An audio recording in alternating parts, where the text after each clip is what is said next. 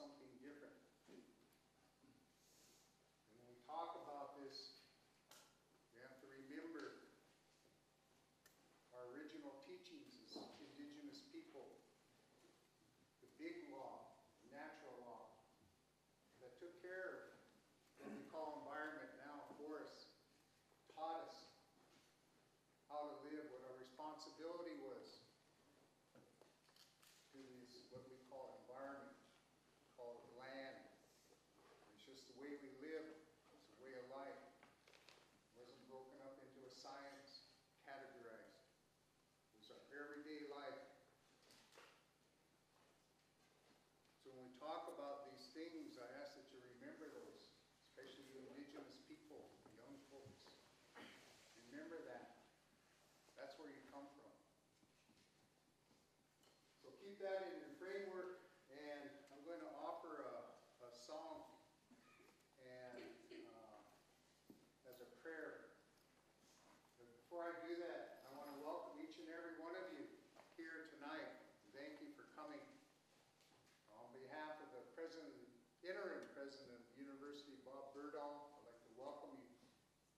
As a native person, Indigenous person, I want to welcome you to this longhouse, Many Nations Longhouse. We're taught as Indigenous people that this is a live thing, this building. It's not just a building of logs and things like that. It has a life. That's part of our believing, that big law. When each of you come in here, you walk through that door, become part of the family here. We want to treat each other like that, like family. We want to be respectful of our guests. We traveled a long way to be here tonight, to give us good words. Words that we can take into our heart. When you come here, you all come as a witness. So what you hear tonight, you take home with you. And share these words with those that you live with or work with. Share those words so that they're spread. So that the words that they bring here, the message that they bring tonight, travels and is spread. So when each one of you come in here, you bring your spirit. And the spirit that you bring lights this place up, lights the floor up, brings this place to life. So tonight, this place is alive. It's happy that you're here. It's happy that these two gentlemen are here.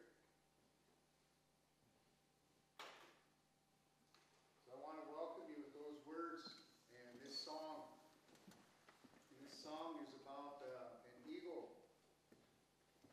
And an eagle flies closest to the Creator. And this song says if you put your prayers on the back of that eagle, it'll carry your prayers.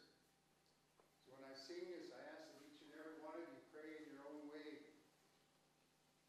And offer up whatever good thoughts you have for these gentlemen, for yourself, or anybody that needs prayer at this time.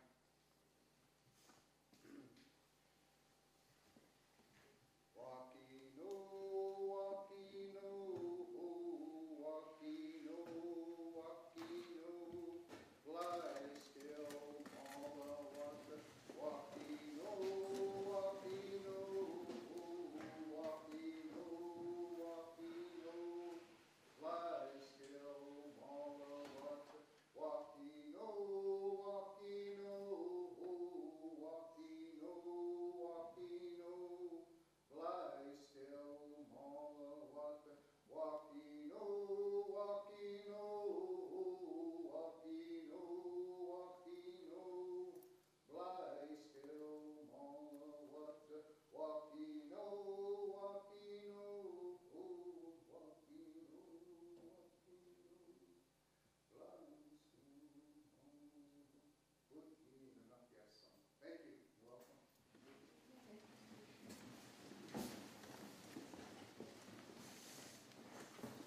I turn this over to Mark Terry. Next time. Thanks everybody for being here. This is great. I'm sorry for the people who are standing, but I'm also thrilled for people who are standing in the sense that there's so many people here, so that's fantastic. Thanks everyone for coming. There are still 3 seats up here in the front also, and 4 over here, so I'm Mark Carey. I teach history in the Honors College. I've been a co-organizer of the event with Kathy Lynn, who you'll hear from in a second. And I wanted to say a few things before we get started. But before I do that, I just want to say this is the last event in a whole year. Since last September, we've had a series of events on Indigenous peoples in the Americas. And this is the last one. They've been enormously successful. Lots of things on Indigenous education, language, Mayan poetics, a whole host of things. And so this has all been part of the Americas in a Globalized World initiative. And so to explain a little bit more and thank the Americas program, Sandy Morgan is going to come up and say a couple things about the Americas program. She's the Vice Provost of Graduate Studies and on the steering committee for the Americas program. So Sandy.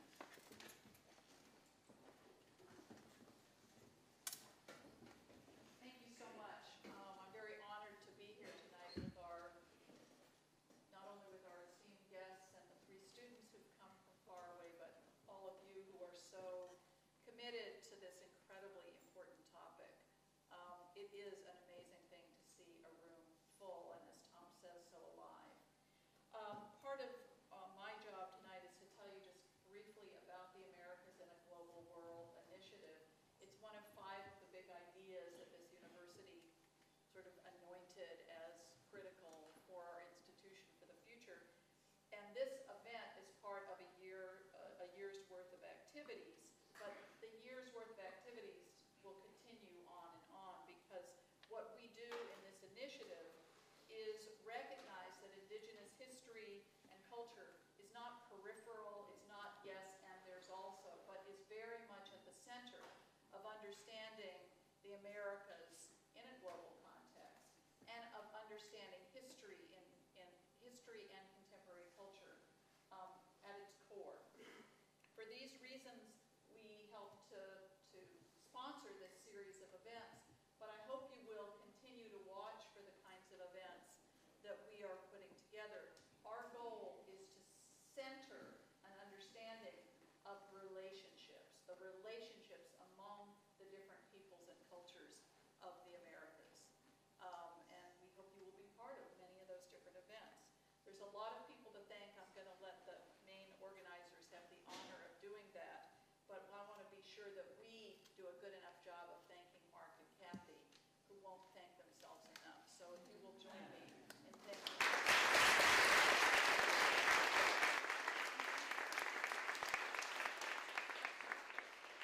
I'd also just like to invite you to the one last event that the Americas Initiative is sponsoring. It's very soon. Next Wednesday, Aviva Chomsky will be here. She'll be speaking in the Knight Library, the browsing room. She's a professor at Salem University in Massachusetts, and her talk is called Undocumented Capital, Labor, and Migration in the Americas. If any of you are interested in knowing more about our work, there is a sign-up sheet somewhere in the back. And please sign it up. We'll stay in touch. And again, thank you so much for joining us from far away. We're very honored. Thanks, Sandy. This conference, the idea for the conference and the keynotes, the distinguished speakers and experts we have tonight, it goes back a year and a half ago, really. And it was an idea to put together a conference here in this series on Indigenous peoples in the Americas. But also, I had 4 goals that Kathy and I then implemented in this. And really what the 4 goals that we came up with would be, first, we wanted to have students at the forefront, both for learning from experts like we have here, but also to share and participate and be sharing their own information. And so there's a climate course I've been teaching this spring. The students are here tonight, and tomorrow they will be presenting their work. I'm always just really blown away with what students can do and how they jump into topics, the amazing research, the creativity, and all those things. So we wanted to do that. And so tomorrow I invite everyone to come. The program that you have here, if you open up your booklet, the program is in there right on this page here, and it goes from 9 to 3. It's all in the fur room, not here, but in the fur room of the EMU tomorrow. So I hope you can come. And we have the 3 visiting students from Hawaii, Alaska, and Washington who are also here to share their knowledge as well. So that was one goal. Another was to have experts come and share their wisdom. And so tonight is the main emphasis of that, although we've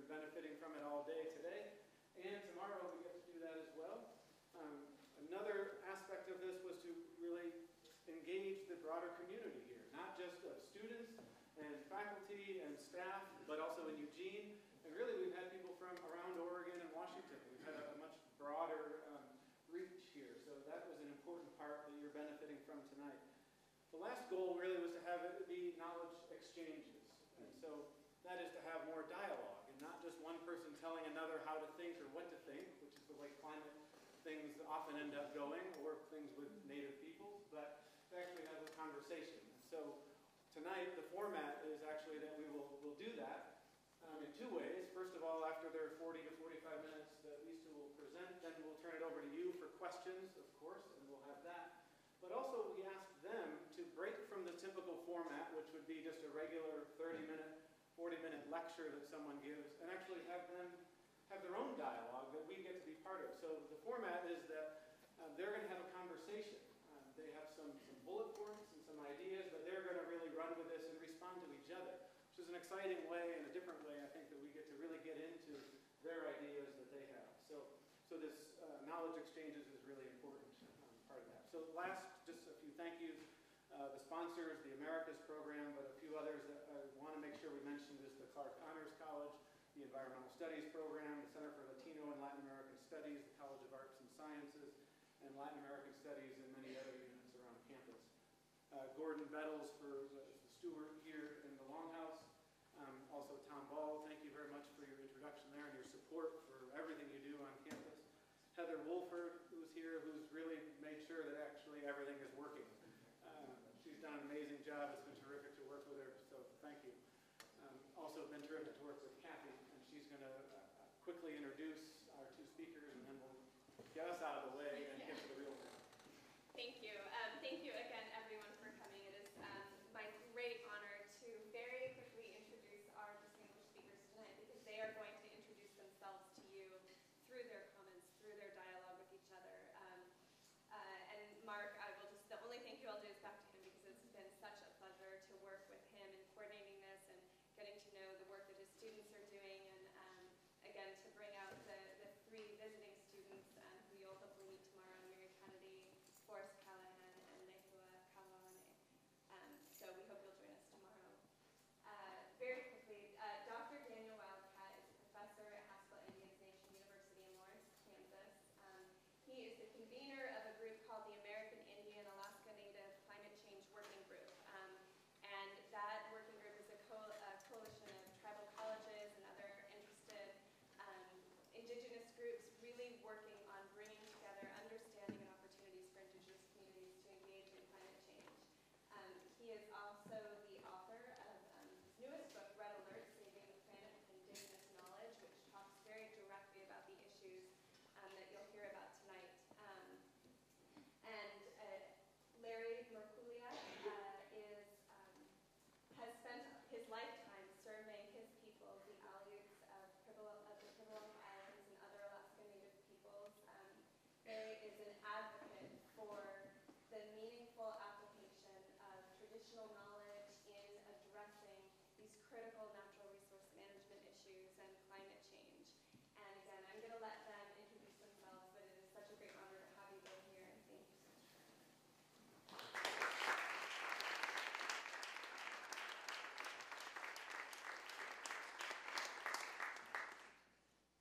And we're going to turn it over to you.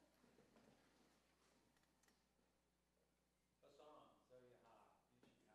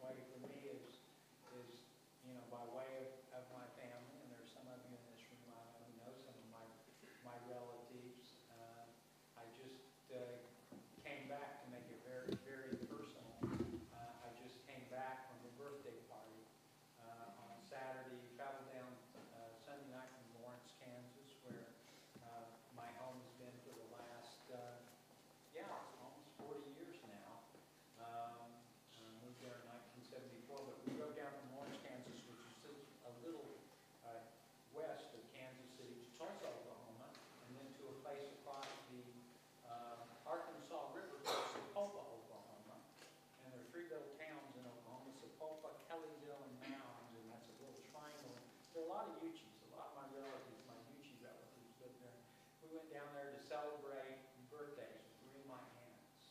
My Aunt Maxine, who turned 87 years old, 87 years young.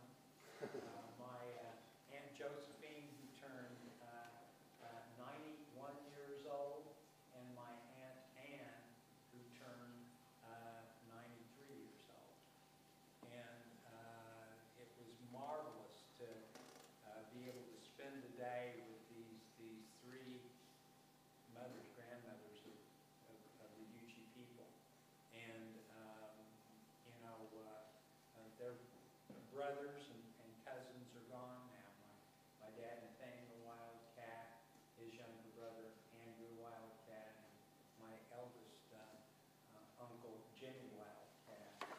And so, my Wildcat and my Yuchi relatives are very important, in my life. The two most important elders I had, of course, were my mother and father, Barbara and Nathaniel Wildcat. And people always say, and I guess this is by way of an introduction of who I am as a human being,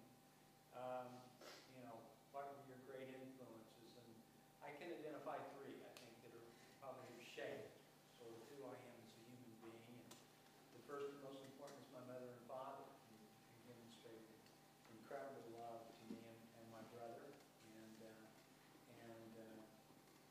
I give them full credit for all the good aspects of who I struggle to be as a competent human being. The other influence, I think, is very much a part of the community, acknowledging the community I've been a part of, a very interesting community. Some of you in this room are familiar with it. But a place that came into existence over 100 years ago in 1884 as one of the first of the off-reservation boarding schools, shortly after Carlisle had been created in Pennsylvania, and it was called the United States Indian Industrial Training School, and it was located in Imbalance, Kansas. It later became renamed Haskell Institute. 1884. It is today Haskell Indian Nations University. For all intents and purposes, it's the de facto National American Indian and Alaska Native University in the United States. We serve all members of federally recognized American Indian nations and incorporated Alaska villages in Alaska. They are welcome to attend our university tuition free. And I honor that place because that has been where I've lived and worked for now going into the 26th year. And it has certainly broadened my own notion of what it means to be Indigenous. It immediately confronted me with the incredible diversity that exists among our peoples. And so I put that out there. That has definitely shaped my scholarship and who I am and the work I do. And last but not least, I'm thankful to be able to claim as an intellectual, the person who had the most profound influence on me as a mentor, the late Vine Deloria Jr., who really probably shaped my own scholarship and writing and thinking on Indigenous issues more than any single person. There were a lot of people who influenced me, but having the ability to work with Vine, co-author a book with him, Power and Place, had a tremendous impact on me. And we started a friendship that began back in, I guess it was 1986. And so those are the influences that sort of made me who I am. And I think that's a pretty good way of introducing myself. I'm like, I think all of us, a spiritual person trying to figure out what it means to be a competent human being and still in struggle. That'll be my introduction, Mary. I'm going to stop there. Okay. He's concerned because he's never heard me be that rude, ever. Yeah, but I really enjoy it because I listen to his voice to try to perfect my accent. And the more he talks, the more I just kind of get into it, you know.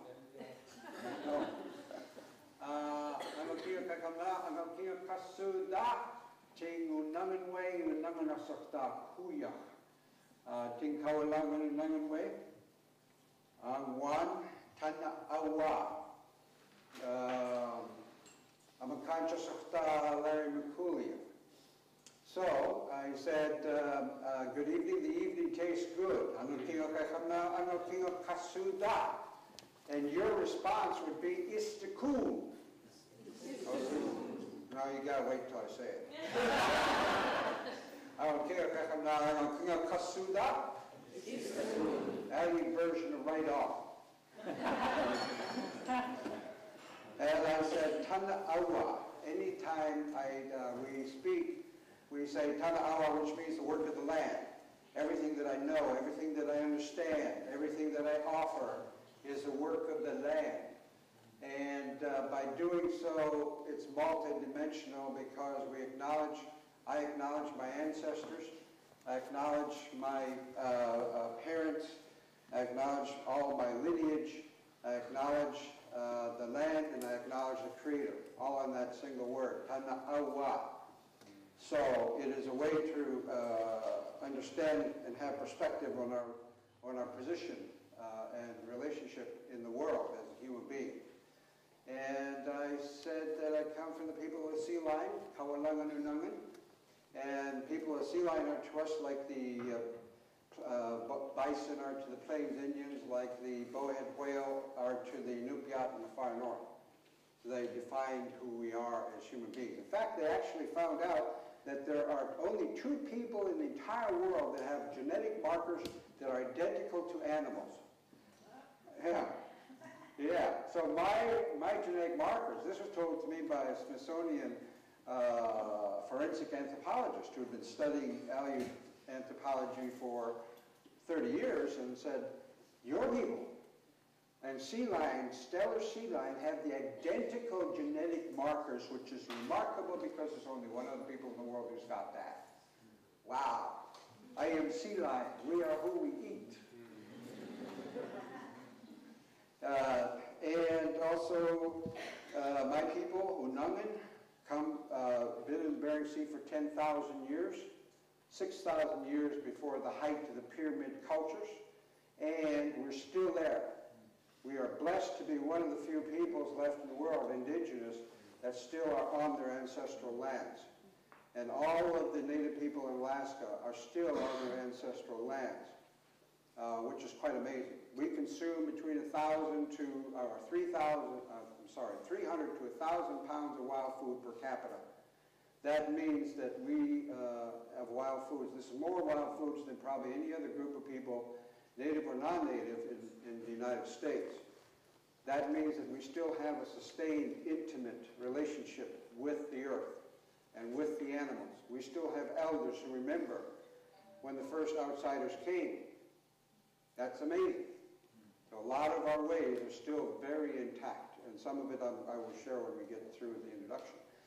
And the last thing I would say is that I'm a messenger, and only a messenger, of spiritual messages that the elders and spiritual leaders in Alaska and other parts of the world want to share now. So I'm a messenger for the Hopi and Maori wisdom keepers, for the elders in the Moyle Reserve in Alberta, from the Mapuche in southern Argentina, from the Tarahumara people in the Sierra Madres of northwestern Mexico, and for the Mayan people. And what we find is that the message from all of them are almost identical. And I will share those with you. I've been embraced by elders, from my own elders, who said, time to get out, share the message in the world. And all the other elders who say, the time is now, separation cannot exist anymore, and we need to share with the world the truths that we know in our hearts. And so I'll be sharing that. And I've been embraced by elders everywhere. Thank you.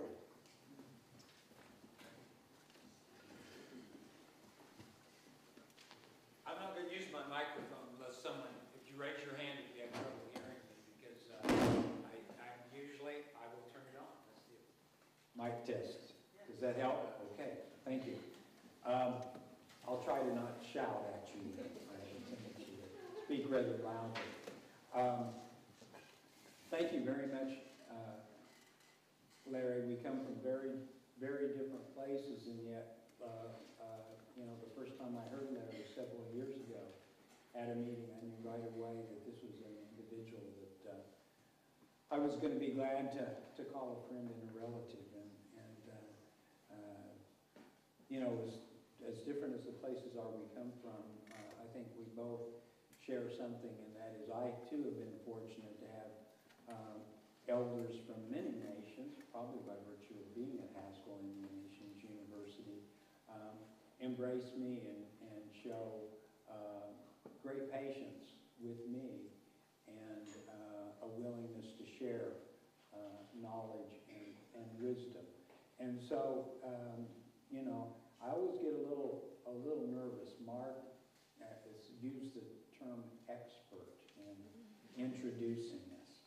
And I'll only speak for myself, although I think Larry would concur. There are no experts in American Indians. If someone gets up and tells you they're an expert on American Indians, I suggest you head for the door as quickly as you can. We are too diverse for there to be an expert. And I think that's part of the beauty of speaking from an indigenous perspective with an indigenous voice, is that it's all right to not know everything. And you can start, honestly from a position of humility. And yet the little glimpses we have of this complex, beautiful blue-green planet, this Mother Earth that we are a part of, that we get when we start comparing our notes from people on the Northwest Coast, the Southern Plains, the Great Lakes, the Mid-Atlantic Coast, the Intermountain West. It seemed to me all converge around that phrase, that sentence that Larry used in his introduction. We are all very grounded.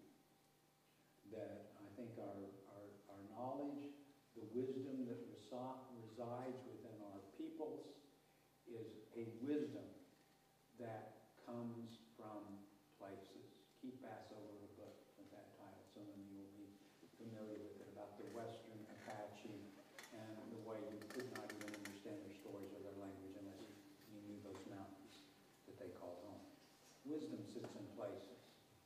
I think we live in a time today, a place on the planet where we are beginning to recognize the challenge that we face as humankind is to restore something everyone in this room has as a part of your heritage.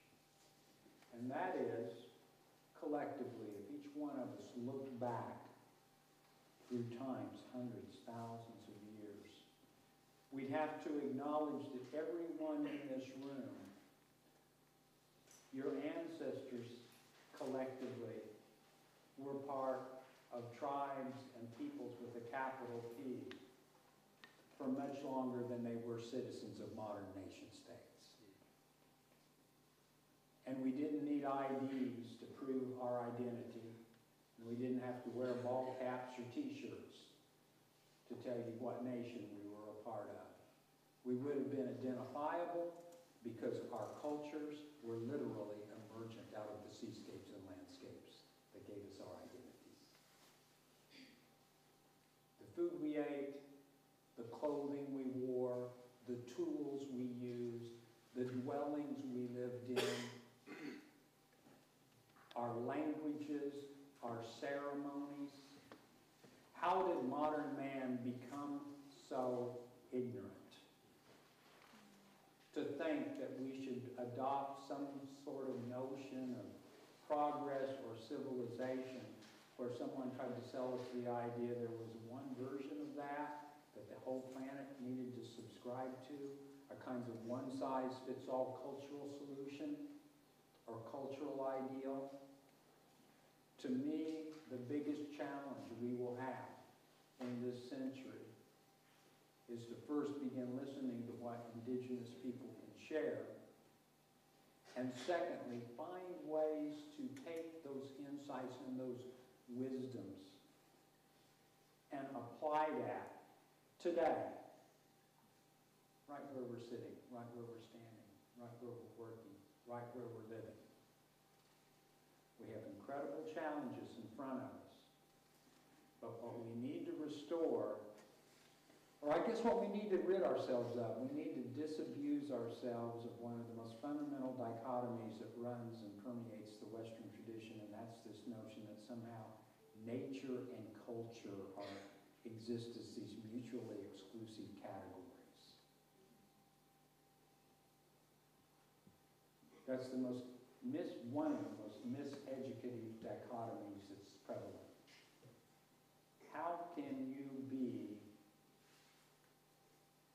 a part of nature and constantly be at war with what you call nature, or struggling to fight it or control it without being at war with yourself?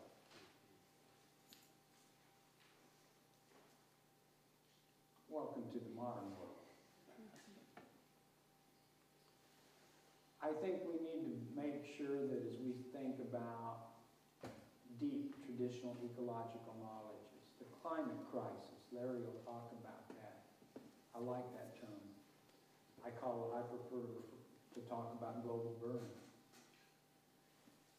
But I think whether it's the degradation of soil, air quality, water quality, the threats, this wholesale attack on the biological diversity of the planet, that the only way we are going to successfully be able to deal with that is to reconnect our human lives and the expression of what it means to be a human being in a symbiotic nature-culture nexus. To me, the beauty of tribal knowledges, of tribal wisdom, these are people who deeply know that relationship and those knowledges. We shouldn't all be living the same way. We shouldn't be all eating the same diet. We don't need to all dress the same way. This place is a lot different than the southern plains of Oklahoma, I guarantee you. My Pawnee relative, my Uncle Jimmy married a Pawnee woman. They lived in earth lodges. From the Smoky Mountains, they're really hills. Smoky Hills of Kansas. Yeah, they call them hills. The Smoky Hills of Kansas, they're kind of right along Interstate 70 between Salina and Topeka, clear up along the Republican River in Nebraska. They lived in earth lodges. So did the Mandan, Sadatsas, and Auriculas along the Missouri. Earth lodges. They had homes in the middle of Tornado Alley, and yet they never had a home destroyed by a tornado. Well, that's because they didn't live in matchstick boxes. They lived under the earth. I would say that is an incredibly insightful architectural and design feature if you want to live in Tornado Alley. Live in an earth lodge. You go down to the southern plains and my Wichita and the Caddoan-speaking peoples of the southern plains down into Texas. What kind of homes did they have? Well, believe it or not, they had buildings that were just about as big as this building that were made of tall grass. They were called grass lodges. They could use willow and cottonwood branches and they'd build a frame, and then with the help of young children overseen by the older, adolescent people, and of course the main builders were younger people, but the architects were the elders who had built these dwellings for years, built earth lodges. Not earth lodges, grass lodges. Grass lodges. What was the advantage of a grass lodge? Well, if you knew how to bundle the tall grass properly, they were water resistant, water repellent, but they allowed, the walls could breathe, they could let fresh air in and out. And again, you didn't have to worry about the shipping cost of building materials. All you had to do was go out and harvest the grass, which would grow back. I would say that was a pretty good way of living. It fit the place.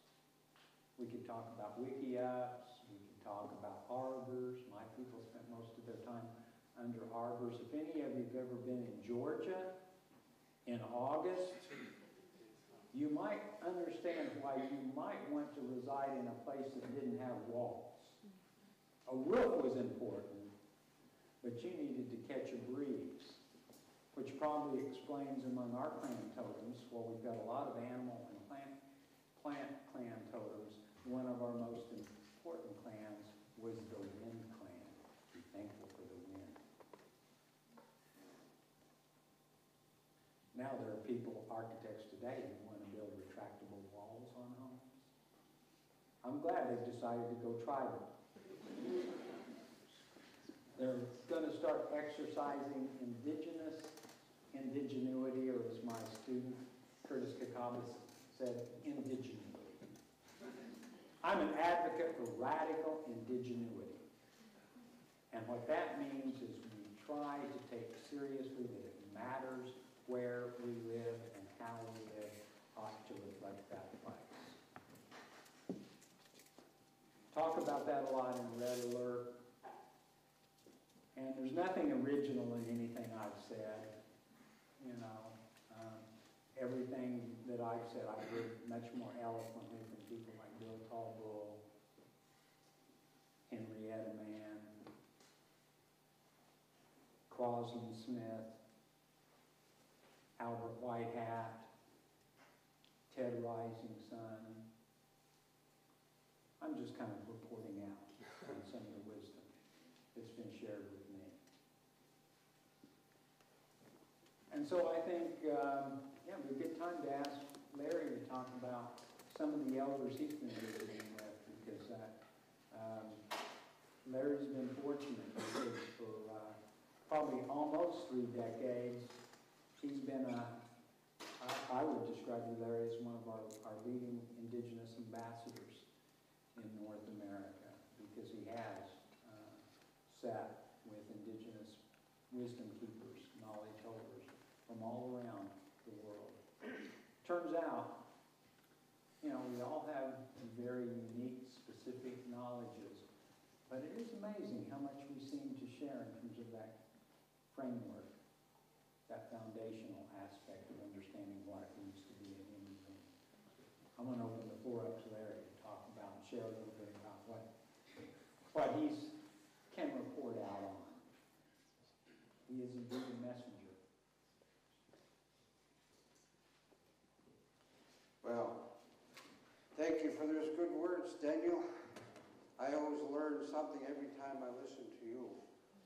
And he won't acknowledge it, but he is definitely moving into elderhood. Oh, don't worry. My students say that every time you see me on old video. You used to have black hair. Yeah. But, and, you know, I enjoy each time that we come together and actually co-present.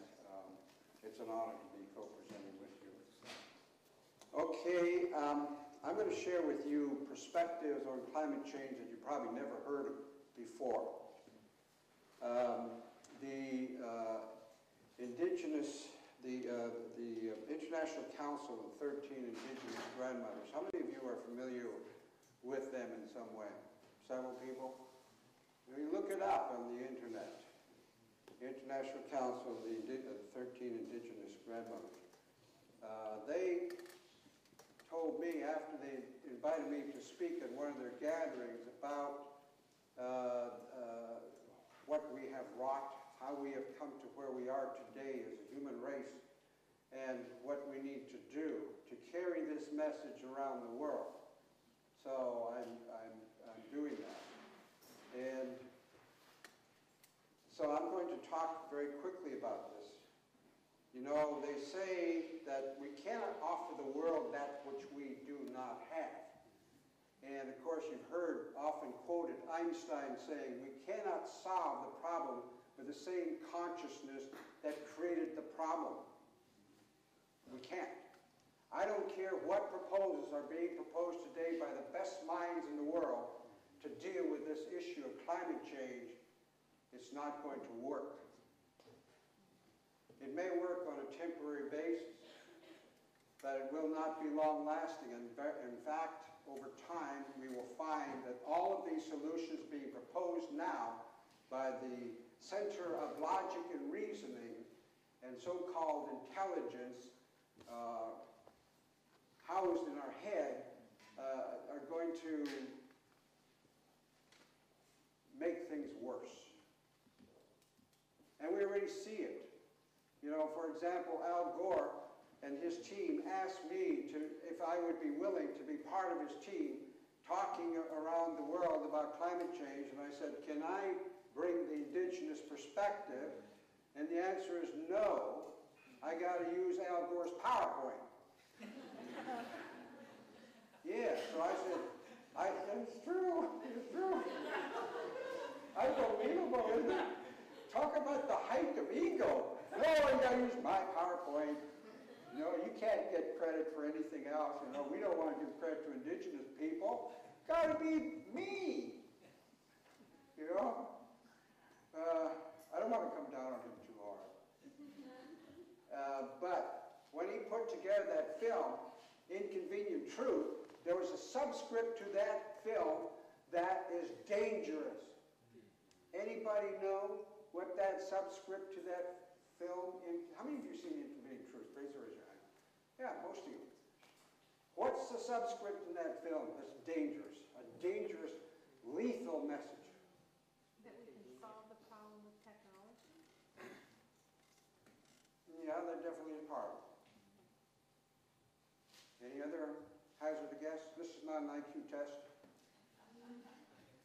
Climate change is something that is a fixable problem, an on or off solution rather than a multifaceted, complex issue.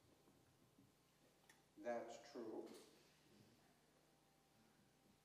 That we can fix this without looking at our relationships to each other, to the earth, that we're separate from it.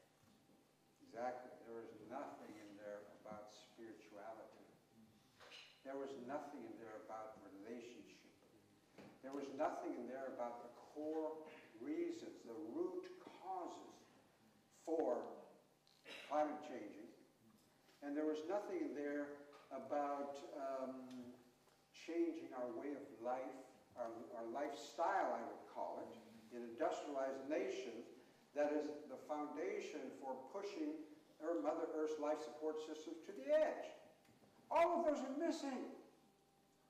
Instead, yeah, we can use technology and all these things, and we can maintain this lifestyle as pushing life support systems to the edge. Dang! We need more critical thinking here. In fact, I would say most of you being schooled, you know, from the get-go, from kindergarten on up to PhD and postdoc,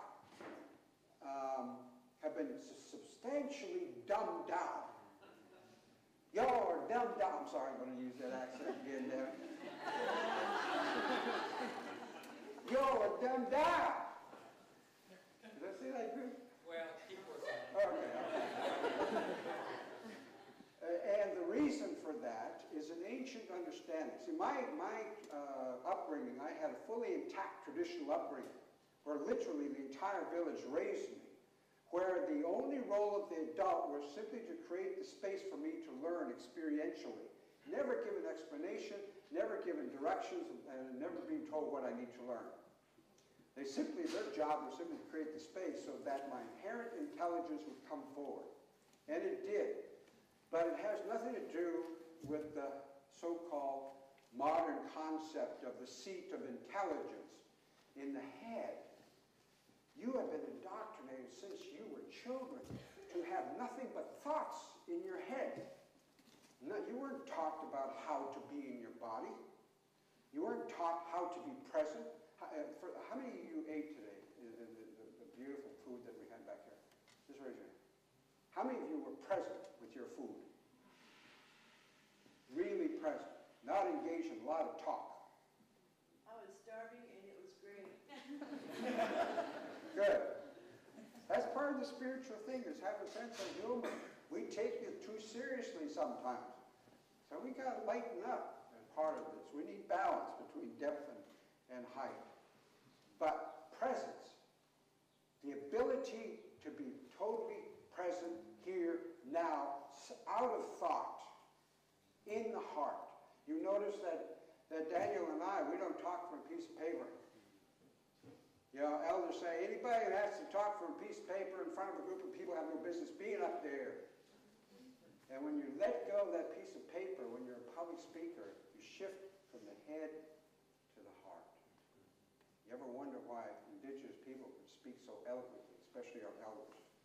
That's because they're talking directly from the heart, not from the head. So we spend all this time being in the head, and the thoughts are non-stop. Even when you're sleeping, thoughts coming through in your dreams. We don't stop thinking. And every single thought that you have is borrowed from somebody else who taught you and indoctrinated you to give up your own personal power. We live in a society which is imbalanced masculine. Our stories talk about 4,000 to 6,000 years ago, the pendulum between masculine imbalance and feminine imbalance swung back and forth since the beginning of time. And the time began, according to our stories, when we slipped out of the present moment into the past through anger, rage, remorse, guilt, jealousies, or into the future projecting fear, but never here. That's when the pendulum started to swing back and forth between masculine imbalance and feminine imbalance. The last swing of this pendulum is masculine imbalance, and we are still in it. It began between 4,000 to 6,000 years ago. And so the world's spiritual leaders communicated through the original language of what? Where we could communicate with creation. We still have elders in Alaska who could do that. There are elders in other places that can do that. And through that communication we call the internet, not the internet. They shared the information. They knew this time of masculine imbalance was coming. And the sourcing, the place where we got our original instructions and our natural laws was universally distributed before the beginning of time to all four sacred colors, red, white, black, and yellow. And all four of these, they only reflected differently by virtue of cultural practices and use of language. But the principles, the underlying energy of the spirituality and connectedness came from that original instructions. And those original instructions came from the womb at the center of the universe. This place is known by many traditional people. I just had some Maori elders come to me last week and say, "You're talking about what we know. Different words, but the same thing." And they gave me this beautiful stone carving that they call tiki, and its representation is a metaphor and spiritually embodied masculine and feminine balance. Because they know this is where we need to go if we're going to solve any of the issues that are coming forward to us. So, 4,000 to 6,000 years, everything feminine, including the original instructions, are going to be smashed. Mother Earth-based cultures, goddess cultures, women, raped, pillaged, plundered, destroyed, smashed. Mother Earth herself, everything feminine. So they knew they had to hide these sacred teachings. And what they decided to do was quite ingenious. They decided through the internet that this part of the world is going to forget this part of the original instruction. This part will forget that part. But no single part will forget the same one. Knowing that the only time that people will be ready for restoration of these sacred teachings is when they open up their hearts enough to share their peace. And so quietly, Indigenous leaders, elders, spiritual leaders from around the world have been coming together and sharing their peace, knowing that there's going to come a time when the hoop of the original instructions, the sacred teachings, are going to be made whole again. Okay? Now, there's 4 sacred stone tablets, red, white, black, and yellow color. The Hopi wisdom keepers were keepers of the sacred stone tablets for the sacred red/brown color. The Dalai Lama and his followers have been keepers of sacred yellow color stone tablets. Dalai Lama and the Hopi wisdom keepers exchanged their stone tablets in the 1970s when they actually got together in Hopi land. Now, there's a small village at the base of Mount Kilimanjaro that is carrier of the sacred black color stone tablets. These stone tablets contain our laws for living and our prophecies. Sacred white color lost theirs, the Ark of the Covenant. And the prophecy said it will soon be found. It has been found. But the world is still not ready for it. Why? Because we are nothing but massive, disconnected people, walking automatons who are no longer in the heart. We have become separated. The elders say nothing is created outside until it's created inside first. We become separated because we separated from our bodies. We separated from our heart. Once you separate from yourself, it is easy to separate from another human being. And then it's easy to separate from the earth, Mother Earth. We have no comprehension of what that really means. What does it mean to be really connected inside? That will connect me spiritually and energetically, emotionally, and physically with every single human being, with Mother Earth. I can feel Mother Earth's pain. Many women can. Most men, no. And you don't know what to do with it. And so, this womb at the center of the universe is replicated inside of every woman. Not just replicated, it's the identical, sacred, energetic field from which all things are created and where creativity comes from. In the woman's womb. This is why women were always considered sacred before the beginning of time. And we've forgotten that. And so we're here now as messengers to try to bring the memory of that back. Think about it. Nothing new is going to be created on this planet until women are restored to the place of sacredness and women go back to ceremony and collectively they recreate the sacred energetic field on the outside, a physical container on the outside energetically, from which something new will be birthed. Without this, nothing new is going to be created. So we can do all we want, thinking that we're on a spiritual path of high consciousness, and we're missing the sacred feminine that comes from the womb at the center of the universe. Women are going to be restored to their place as original humans during this time. They are going to lead the way. The job of the man, the new warrior, is to protect the sacred space of women so they can do their work. Okay, now, what does that have to do with anything else?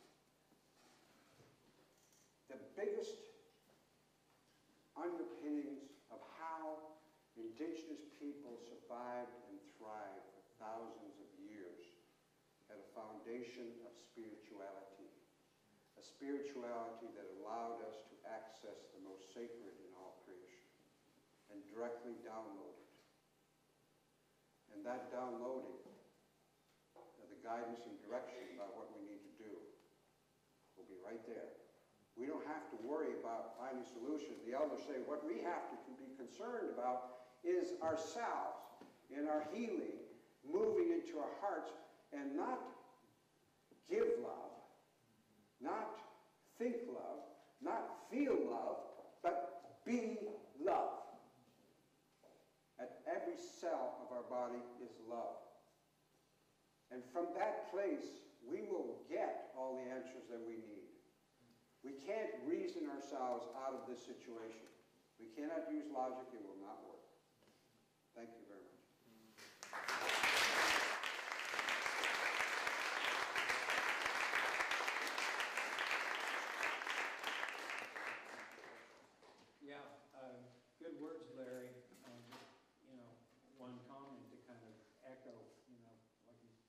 spoke to so eloquently, and I think that one of the things that is a major challenge, that we're facing today is sort of this notion.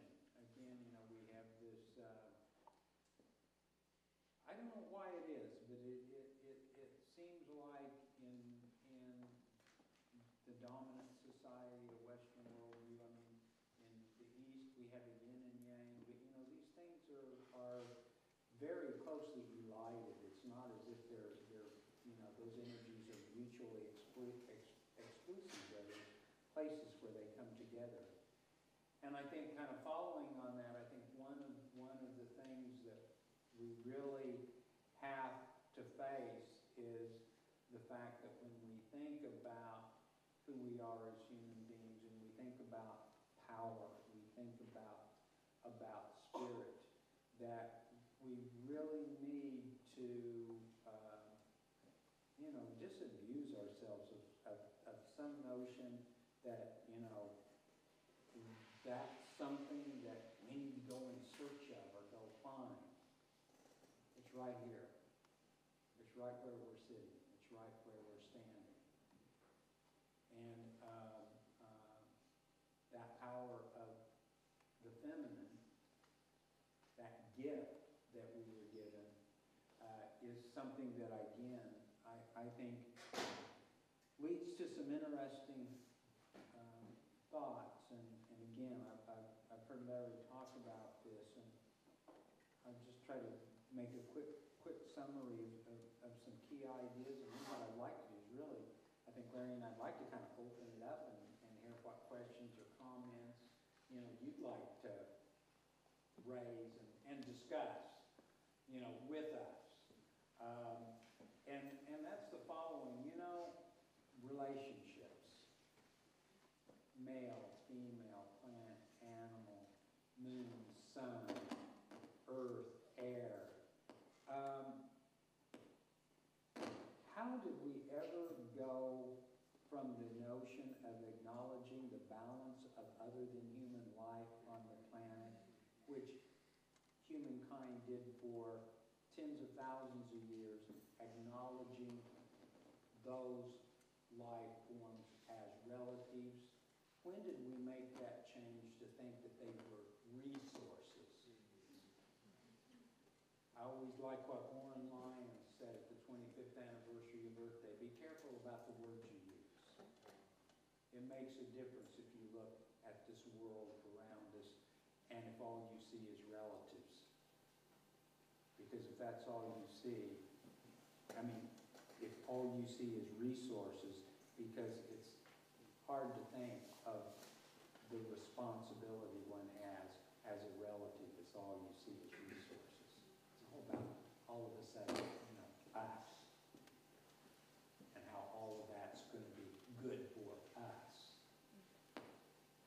I think that's what we call immaturity, isn't it? Selfishness, self-centeredness. And I think, I'm getting a little feedback here. I think one of the things that we should think about is the following.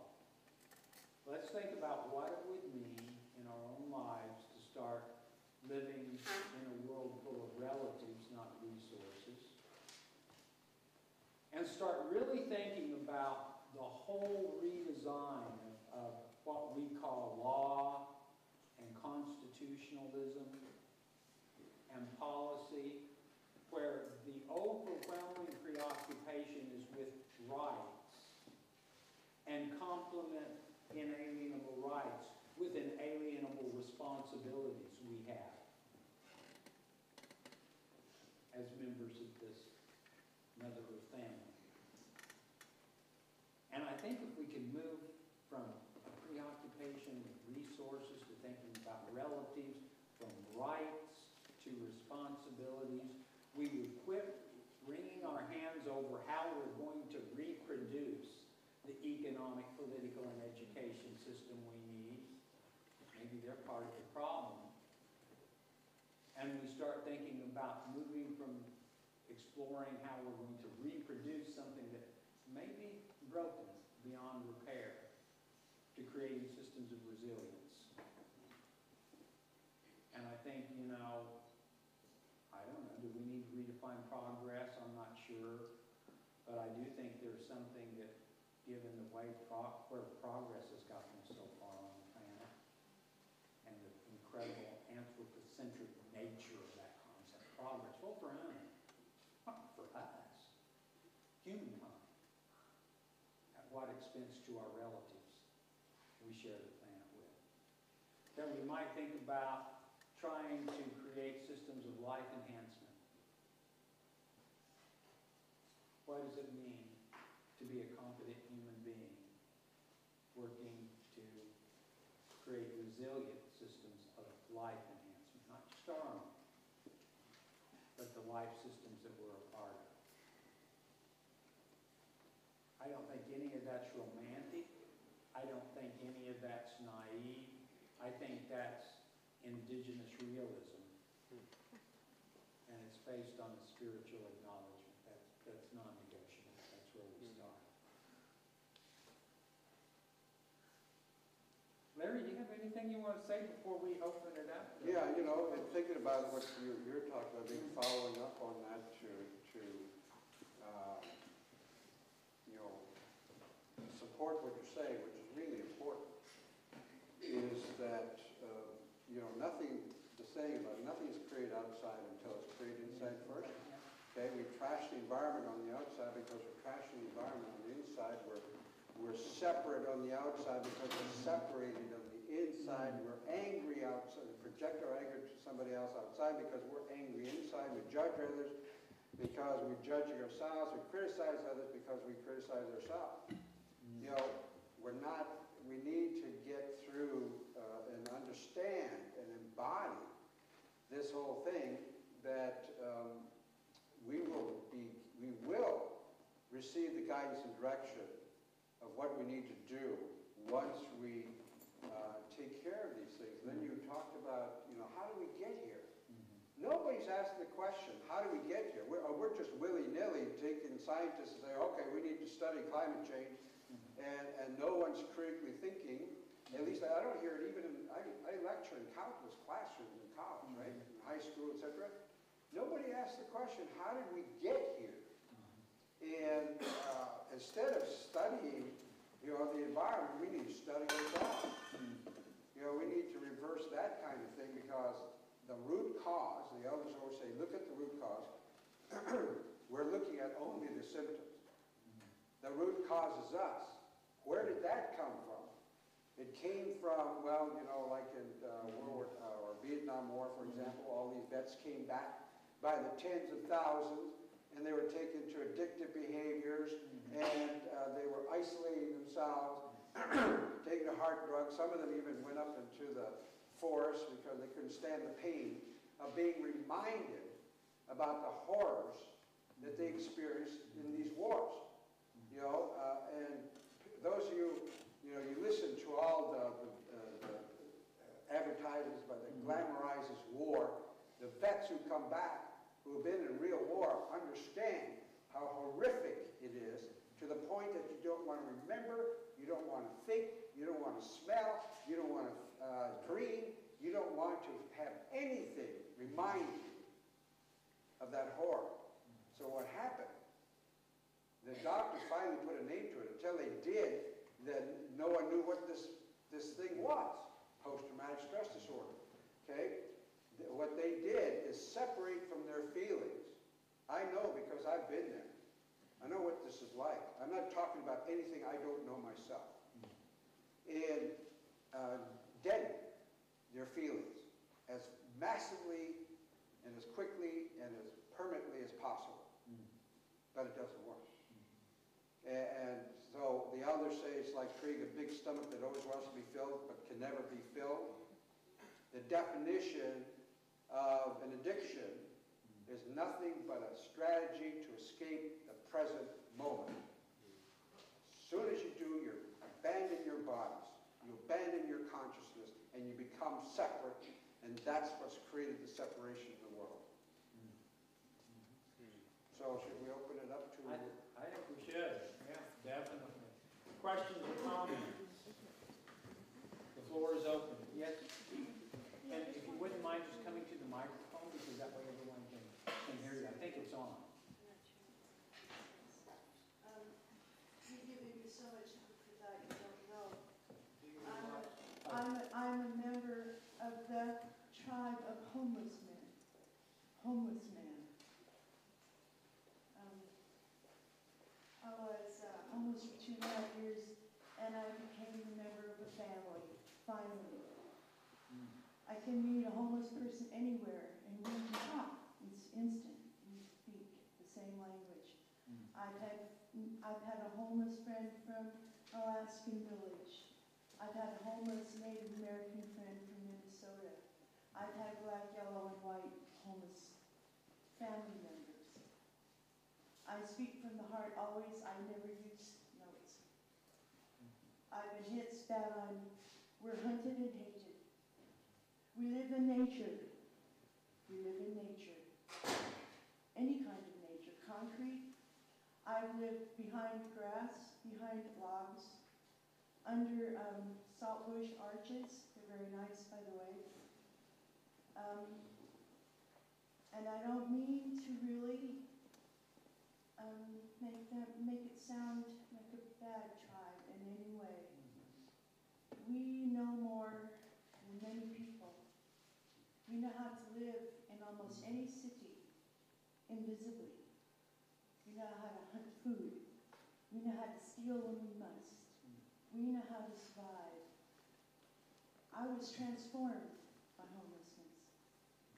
Everything I ever believed was changed, gone, and I'm a new person.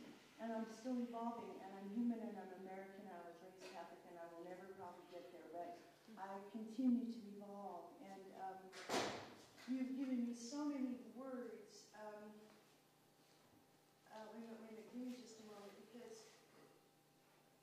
it's a moment to speak to all of you about my tribe, and we're everywhere. You must respect us. You hate us, but you should respect us. Our elders don't get past their 60s, but they're wise. A chronically homeless person who's been on the streets for many years knows a lot. A lot. And we have spirit, we have religion. We're more religious than most people. And it's rather odd. You go to a mission and they force you to listen to hear 1 hour sermon before you can eat. We are religious. Missions are not religious. They have nothing to do with religion. They have to do with guns, drugs, prostitution, and getting rich. We are their cover. We know so much. I learned to live with a tarp and a sleeping bag. That's all you need. Winter and summer. I lived in Colorado in the winter, in the snow. I'm a woman. I couldn't have a camp. I lived alone, so I lived in different places most every night. I slept alone, but my community taught me how to survive. My community from day one began teaching me how to live, where to sleep. Let me just say a few more words that you gave me. We're all very grounded.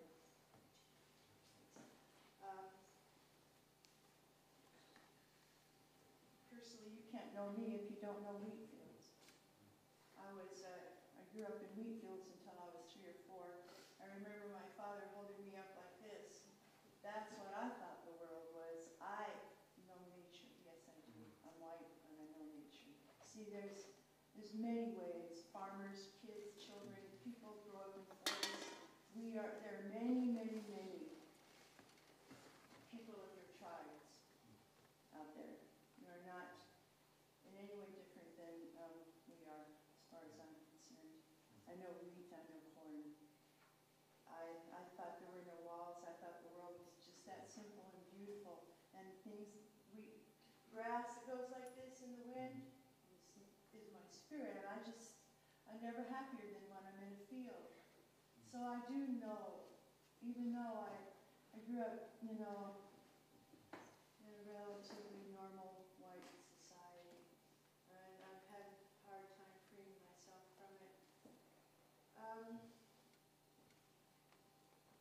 tools, languages, sense of place, listen to what they can share, incredible challenges, not separate from nature, we are not separate from nature.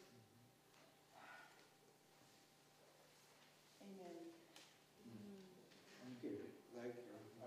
Amongst my people, we greet each other every day, all the time, saying, "Ang Wan," hello, my other self. And it's true what you're saying. Any time that we have any judgment, we separate. So I judge you as a homeless person, and therefore we immediately separate.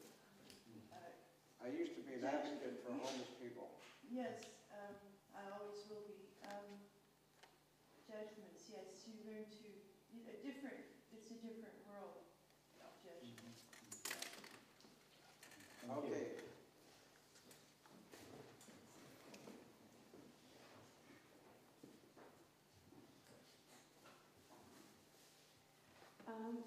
As far as the unequal conditions on reservations go, even today, how do you two feel about the problem, and what do you think the solution is? And also, how do you feel Indigenous peoples are supposed to balance this capitalism and economically driven system with their spirituality in order to survive in the United States and be able to share their stories with different people?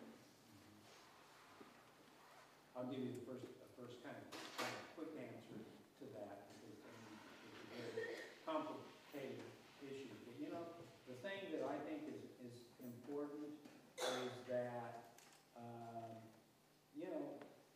capitalism, communism, socialism, economics of development, underdevelopment, uneven development. I mean, all of these concepts, I think, are tied to larger systems and institutions that, quite frankly, don't have any indigenous roots. I think they're parts of very advanced industrial kind of civilizations. And I think it's time to start thinking in very practical terms about our livelihood, about, how we eat, how we clothe ourselves, freeing ourselves of a lot of this kind of abstract ideologies, these ideas that sort of, we use to cover everything over. Oh, well, if you're for, creating a cooperative garden, I guess you're anti-capitalism. I don't know that I'm anti-anything. I'd like to have some good food on my plate. And so I think the issues that you're raising are profound. I think we do have to acknowledge we've had a long history of a colonial imposition of foreign institutions and policies onto indigenous people. No question about it.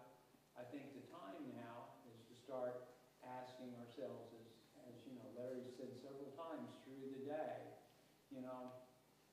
I think if we're looking for solutions in those areas of discussions about economic development, capitalism versus socialism or communism, or investment in technology, I think we're missing the boat. I think it's time to invoke some very ancient knowledges and consciousnesses that exist on the planet and really explore those in very practical ways about how we can live well, on this planet. I think we do have we are in the middle of all kinds of institutions that are very powerful. And I'm not saying it's easy. These are those incredible challenges I was talking about. But I think the thing to do is to just start, resituating our consciousness, our mind, our spirit, becoming that whole integrated person again, and creating a way to address these issues, leaving aside some of that baggage and thinking about it in pretty fundamental terms, pretty fundamental life experience terms. I don't know that Alaska hunters and fishermen ever thought about, quote, the kind of economic activity they were engaged in, but they were certainly very conscious of the way in which they behaved and conducted themselves. And that's what it seems to me we need to have the focus on. What are we doing? And really think about it very critically. I don't think we do that very often. Yeah, I think that's absolutely true. You know, when you go to a sick forest and take out a sick sapling and nurse it back to health, give it water and sun and love, and it gets strong again. You plant that sick sapling, or the now healthy sapling, back into the sick forest, and the sick forest will convince that sapling it's sick. Apply that to the massive masculine imbalance constructs that are in our society today. We are immersed in spiritual toxicity. We have to have the courage to move out of it. Look at this room.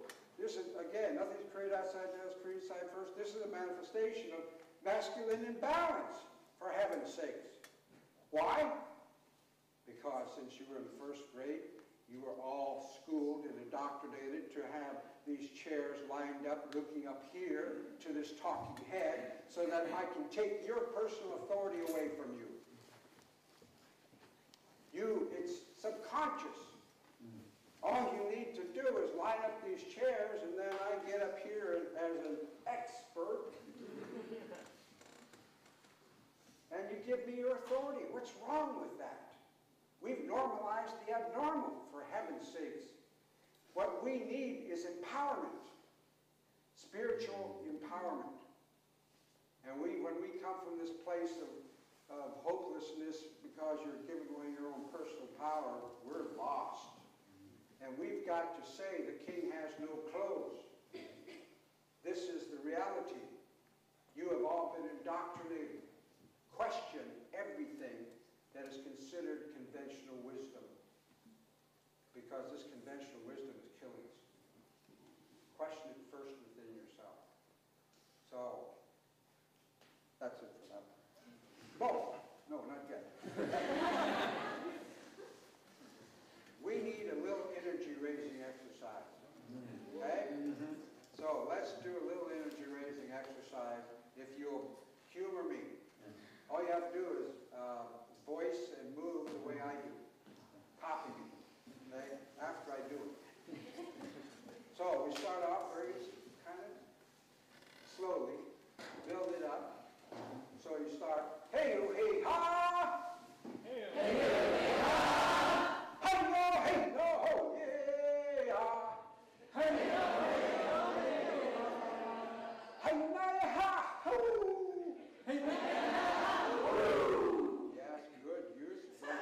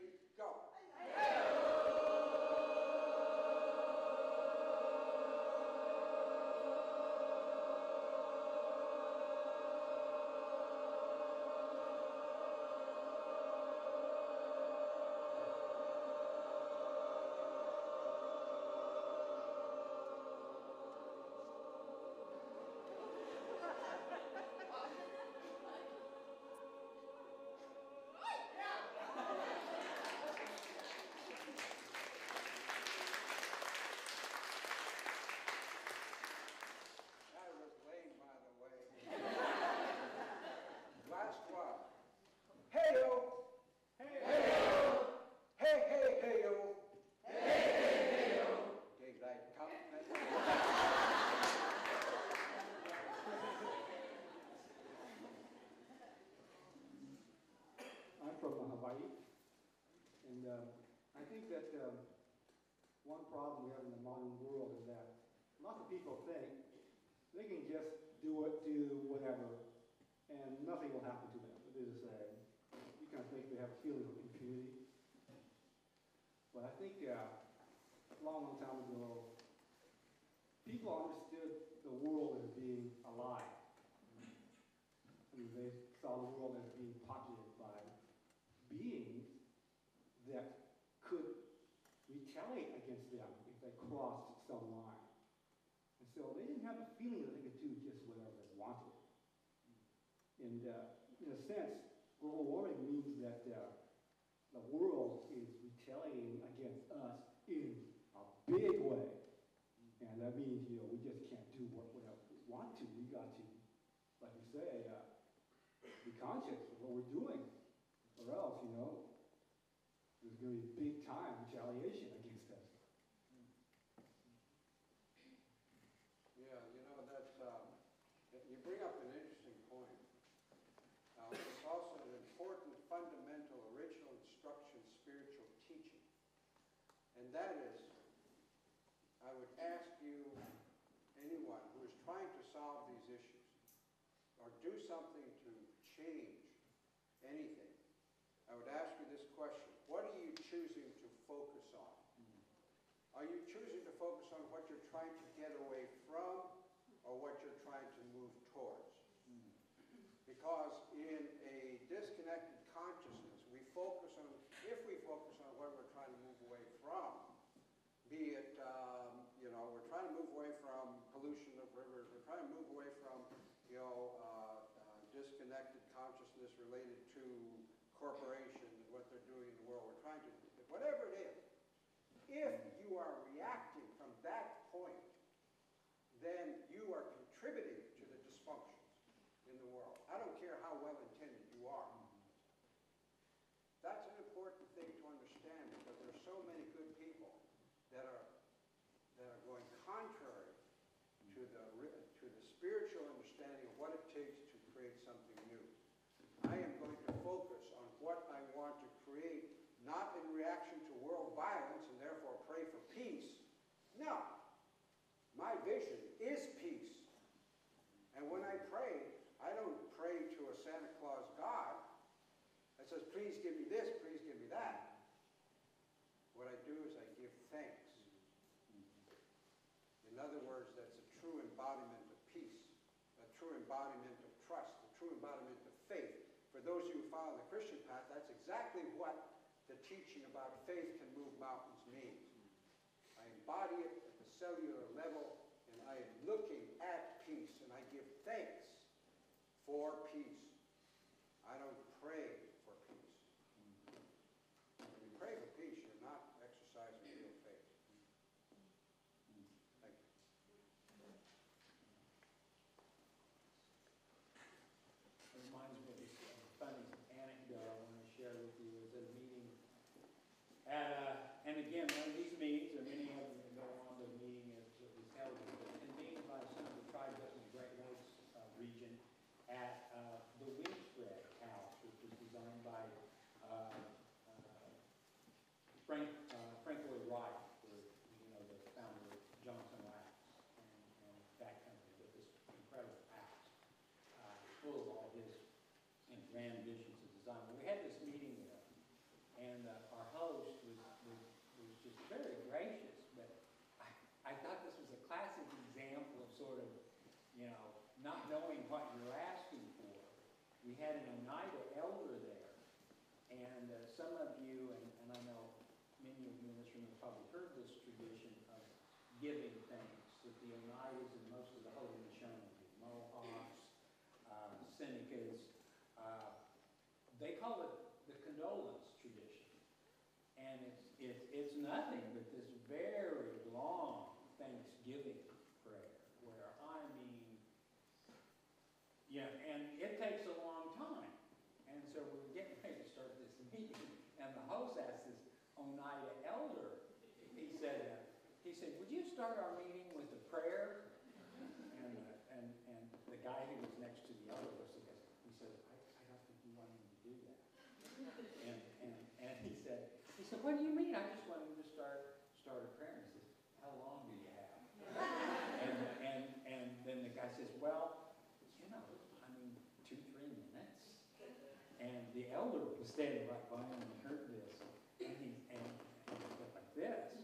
And the guy said he can't do that. And so there's this elder and the host, and you know, the guy's being the translator, so the elder pastor said, no, I can't do it to a prayer. And the guy was persistent, the host, and he said, just give us the short version. And the elder looked over right by me. The elder spoke, and he goes, what part of creation would you like me to leave out? And to me, that was the embodiment of this notion of praying is not something, it's not a perfunctory act. You don't pray unless you're in that sacred place. And there's no way to abbreviate that. You're not in charge. And I thought that was a marvelous illustration. Everyone laughed. Y'all cracked that. Because, you know, he goes, we just want the short version. He says, what part of creation would you like me to leave out? You know, and everyone got it immediately. So we had a good laugh about that. One more quick question. Hello, my name is Joe Hostler. I'm actually Kalapuya from the local area. I'm descendant from Joseph Sangreta, headman of one of the headmen of the Marriage River Band in Kalapuya, which is Beaver's country. Anyway, the other college. But anyway, I just wanted to ask you guys, something that I've been working on, something that I've been thinking about a lot is trying to figure out how Western science and native knowledge can coexist, and I just wanted to see what you guys had to say about that. Larry's got an answer. I've got an answer. They're not exactly the same. I think they're complementary. Coexistence might be one way of thinking about it, but what I think the issue is you have to be very circumspect when you look at these two knowledge systems. Indigenous knowledge systems is deeply experiential, deeply spatially connected kinds of or enacted knowledges. I think that those are knowledges that don't fit in any experimental box. And I think for a knowledge system that puts such faith on, again, it's interesting, the controlled experiment, the methodology of dissection where you understand something by taking it apart. That's very contrary to a system that says, no, if you take something apart, in the end, all you've got is a bunch of pieces. But you don't have the whole. We always start with the whole. I think there are places where they converge. I also think there are places where they diverge. So I think it's something to just be mindful of. I am not opposed to Native people having knowledge of Western science. I'm opposed to any Native person who would think that they should give up Indigenous ways of knowing because science is the way of knowing. That's what I'm opposed to. Yeah, thank you. I think that's, again, I don't think there's anything that I hear you say that I can take any issue with, which is beautiful. One of the things, you know, that scientists do not understand about traditional ways of knowing, and I don't call it just traditional knowledge, it's traditional knowledge and wisdom. Knowledge without wisdom is not only useless, it can be very dangerous. And we are a knowledge society. We have more access to knowledge than any other group of humans in human history. But yet things are still getting worse. So what the hell use is this knowledge? You know, makes you wonder. Where's that wisdom? And so in traditional ways of knowing, scientists have a hard time grappling with this issue, which is why I agree with this coexistence idea, is that it's so insulting to see the words incorporating traditional knowledge into Western science. Our ways are time-tested and proven to be successful. 100% accurate up in Alaska, right? About our relationship to environment and our understanding about environment, which is the basis for our ability to survive and thrive in those complex environments.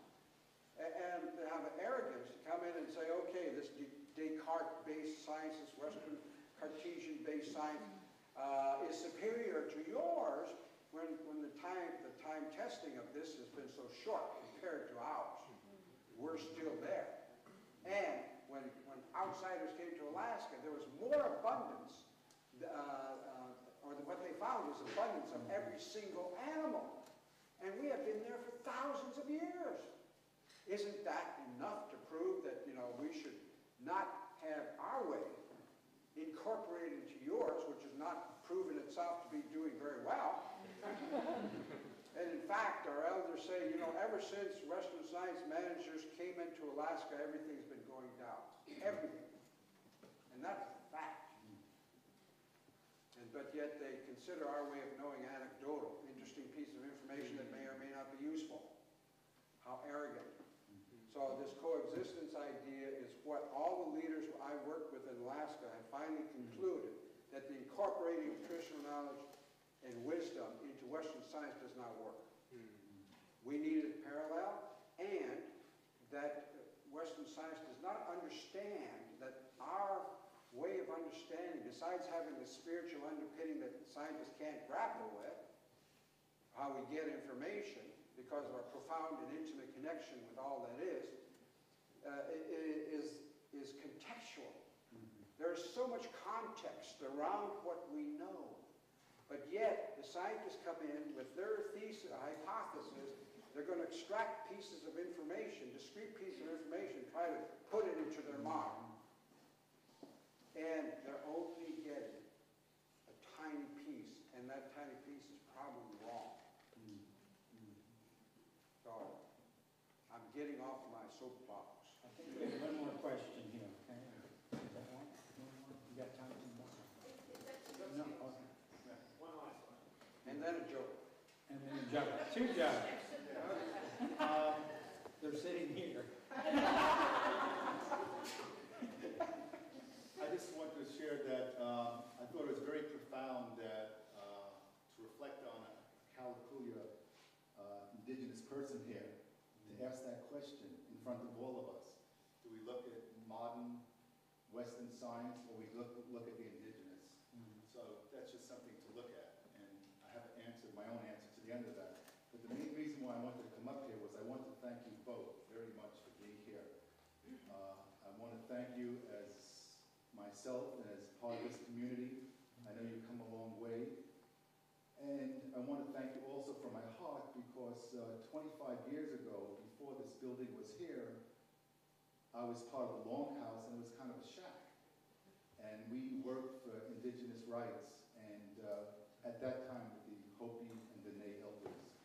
And so I feel really happy that this building is here, that those students and us prayed that there'd be a time where we could honor some elders here to hear some wisdom. And we have that tonight. And I thank you very much for being here. And what I want to reflect too is that what I share with you too of your wisdom and what is part of something that I'm writing about now is that we spoke about the heart. And we don't have time to try and re-educate ourselves and learn different ways because we spoke about how we're always busy doing things and texting. But what I feel that's the most important thing is that to be here in the moment and ask the question, and am I coming from my head or am I coming from my heart? And no matter what you do, if you're coming from your heart, you're doing the right thing. So I just want to say thank you again, and may we all learn to come from our heart more because that is our connectedness to all of us. I hope. I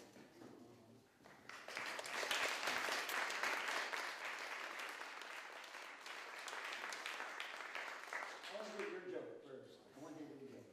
You said you said you had a joke. I want to hear your joke. Because I've got one.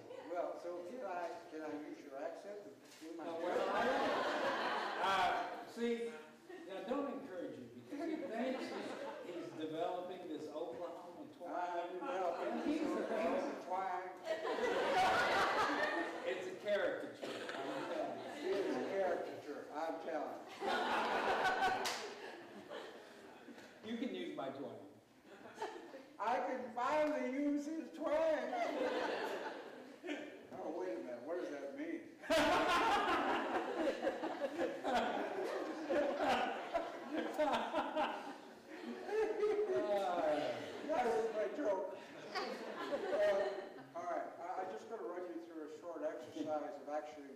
vibrationally connecting up your hearts together. Right? Try that before we go? Yeah. Okay? First of all, you find this vibration that you can actually palpably, physically feel in your heart, right? And so you just go, let's see, I'll start off, and if you can just modulate your voice to try to train it in the same pitch value where your heart is actually vibrating. So go something like,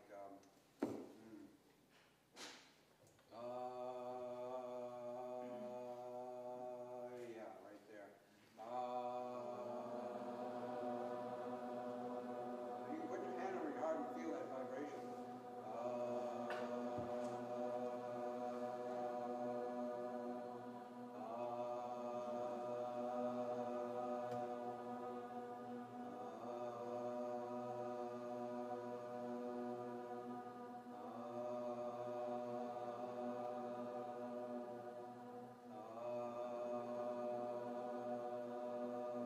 A little louder.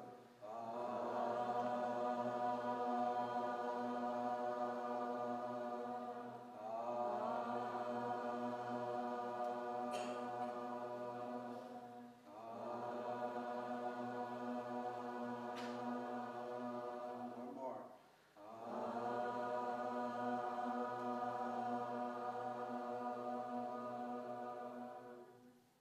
See, one of the things that traditional people have always understood is energy and connection on a profound level. So we mastered sound and use of breath in the physical body. The elders say, we need two wings to fly, one for physical and one for spiritual. You can't fly without one or the other. Whereas the separation teaches us to separate from the physical part. Okay? Joe. Well, Larry talks a lot, about the Cartesian method, and he knows all about this. But what most people don't know is his basis for doing so. See, he always, traditionally educated. You'd think he never took a philosophy class, but I happened to run into someone who knew Larry back in the day and said, "Oh yeah, Larry took a philosophy class." In fact, he said in one whole semester in the great traditions of Western thought. And at the end of the semester, they had one of these real hard cases, Western, analytic, rationalist philosophers in the Cartesian mode. And he gave them a final exam. And he said, "Okay, students, here's your exam.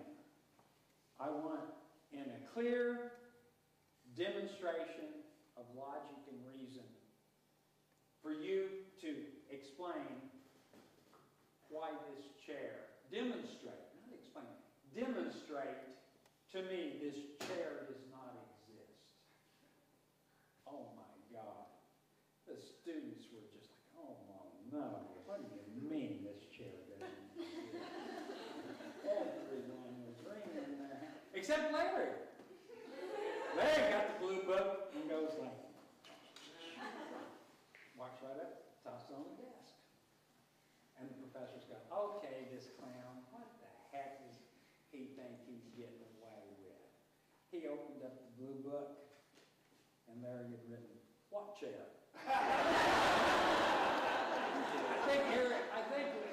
think Larry got an A for that course. Thank you, everyone. Thank you.